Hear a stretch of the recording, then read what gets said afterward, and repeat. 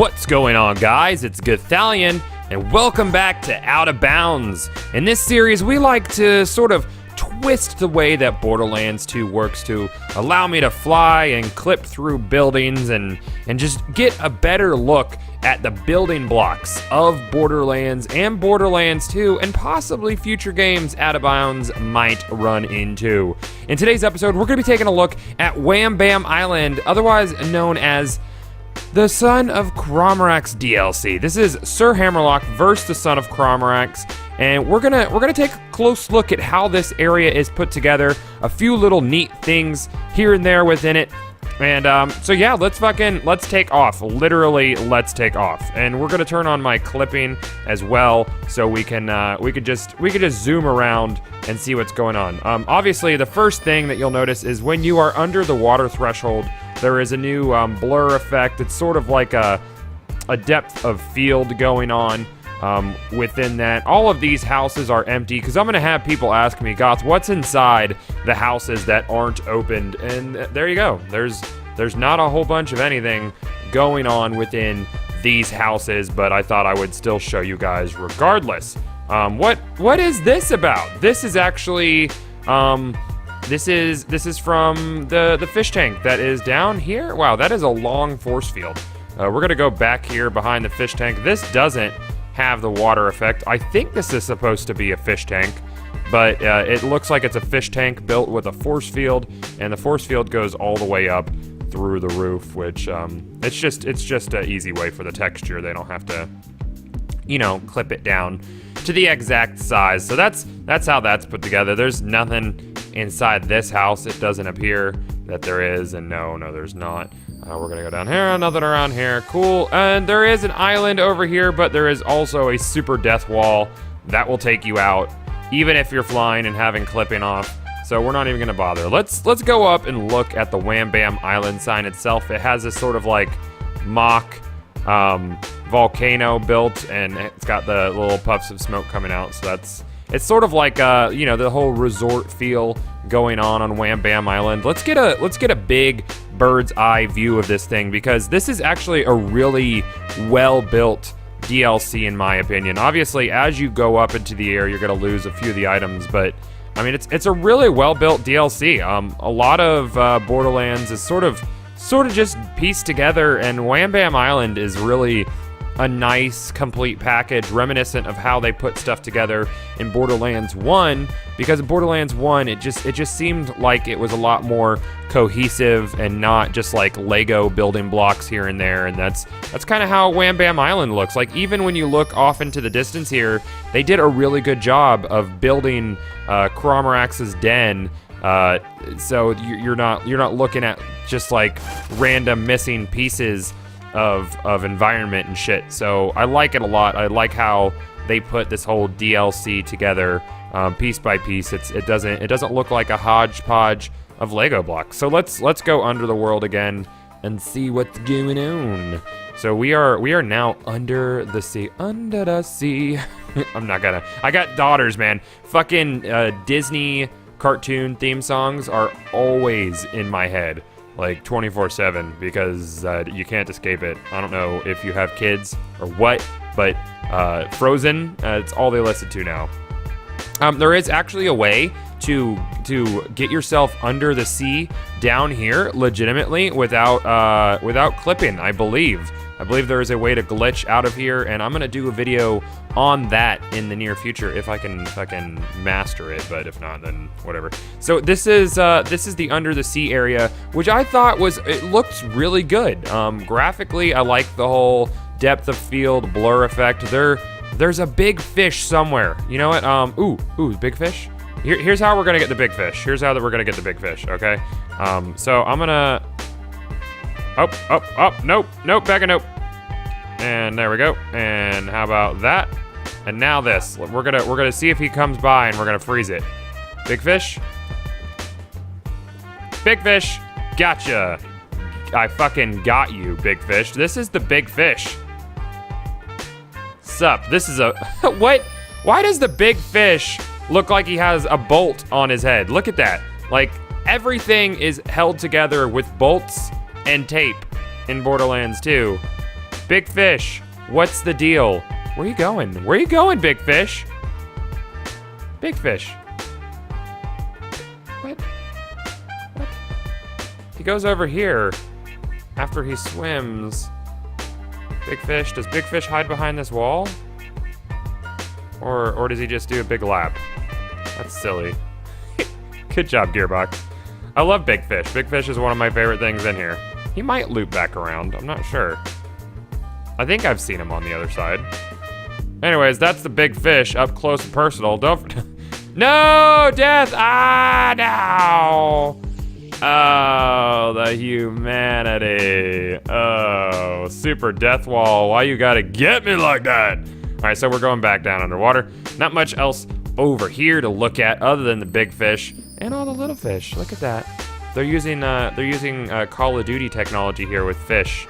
Are these the same fish as the big fish? Do you have the little? You do have the little bolt. So it's the same. It's pretty much the same graphic, just blown up. Which is fine. That's fine. You got to use dim resources. I get it, Gearbox. Don't worry. The next thing we're gonna go look at is over here in the Savage area. I'm not sure if there's really anything special over here, but we're gonna look behind these rocks, take a look at the building blocks once again. Like I said, this area is just really well done. Well done, Gearbox. I applaud you for Wham Bam Island and in all its glory and in all of its Easter pastels. I like it. A thumbs up for you. Here's the other side of this teepee. Cool. Let's go take a look at these little statues up here. Is this solid? Can I land on it? I feel like maybe, yeah, I can land on it. Cool. No! God damn it. Gird damn it. Gird damn it, Gearbox. Nothing inside the teepees, but again, we're just wanting to look at the building blocks of Wham Bam Island. This isn't really like a silly episode of Out of Bounds. This is a, hey, let's respect what Gearbox actually put together. Is this solid? I want to say you're solid. Nope, you're not solid. Are you solid? No, of course not. I wanted to land up here and be king of the world for a moment. Here's the reverse island. Yeah. Wait, what was that? What did you just say this was? Go back over here. Okay, now let's go back over here. Nope, it doesn't want to tell me again. Oh well. All right, so we're gonna go down into Chromarax's lair. Beep. And here is actually my favorite part of this whole thing, and that's that. Do you remember? I don't know why there's this tiny little earth nipple under here. Why is this under here? Is this geyser up there? Oh, who's that over in the distance? Hey, buddy. Hey, what you doing? You hanging out? You having a good time under here? Did you guys just hear that car come by? That car comes by every day, so loud. So here's Chromarax just hanging out. If you guys didn't know, if you shoot his crit spots, his arms will fall off and then he can't fucking do his super melee attacks against you, and it makes them quite a bit easier. So if you're playing on a 4-player team, you should coordinate, hey, let's kill right arm and then left arm. And then you guys could sort of hang on his right. But that's another video. That's a different video. Chromarax is actually hanging out outside of the map, just like the Leviathan hangs out outside of the map. And in Borderlands 1, the Destroyer of Worlds hung out outside the map. It's just a way to keep the resources loaded so there's no like hitching or anything in between cutscenes and bringing out the bosses. So anywhere that there's actually a big boss, you're gonna probably find the boss underneath the world at some point. This just happens to be underneath the ocean, so you can't really see him, so it's really no big deal. But he is down here. He is absolutely down here. You know, let's go activate the Chromarax fight and see if that geyser does anything. Let's speed it up a little bit, Gothalion. So we're gonna go over here and we're gonna activate Chromarax to see exactly what's going on with his bullshit. I'm hoping that geyser does something. That would be pretty cool. Otherwise, I don't know why there's an earth nipple underneath the map. That's what we're gonna call geysers from now on. They are earth nipples. They're the nipples of the world. The world's nips.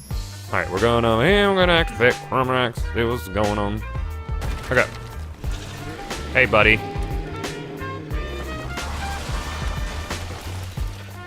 Boop. Cool.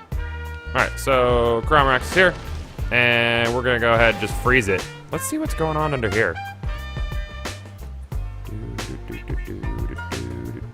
Okay, so he just sort of like, whoa. Okay, let's freeze it, because he just went way under. Yeah, okay. What you doing under here, Chromarax? What you doing? Hey, buddy. Hey. So I'm gonna unfreeze it, and I'm actually gonna slow down time and see what he does down here. It doesn't look like this is actually Chromarax. This is just like a secondary model of him that is freezing underneath the world. The actual Chromarax is up there doing shit, but this is just a secondary model chilling. The other Chromarax is now gone, the one that was off in the distance, so that's fine. Let's go ahead and let's put some damage into this guy. I am on OP 0, so this is... Oh wow, that was a bore. Apparently you can bore through his claws from certain angles. That's another video. All right, so now that he's underneath the world regenning, let's see what he's doing. No, it doesn't look like Craw is... So he stays down here. Okay, the Earth Nipple is doing nothing right now. And Chromarax is still not up here. Still not yet. Oh, there he is.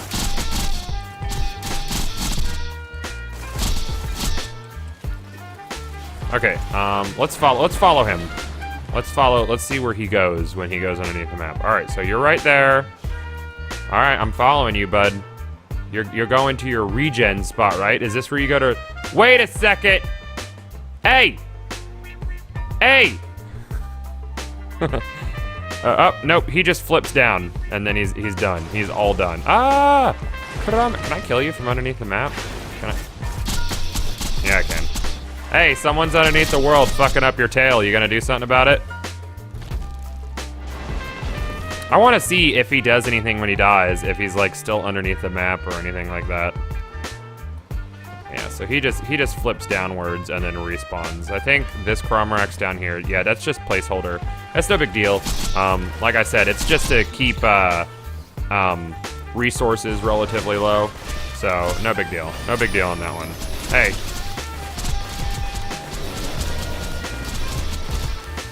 I ran out of ammo. I'm such an amateur. What else do I have? Oh, he doesn't care about that. Let's use...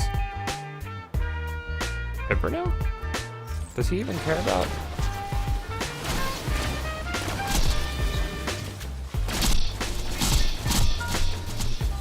Oh man, you could fuck him up with a Pimpernel, I bet. If it was actually a fire Pimpernel.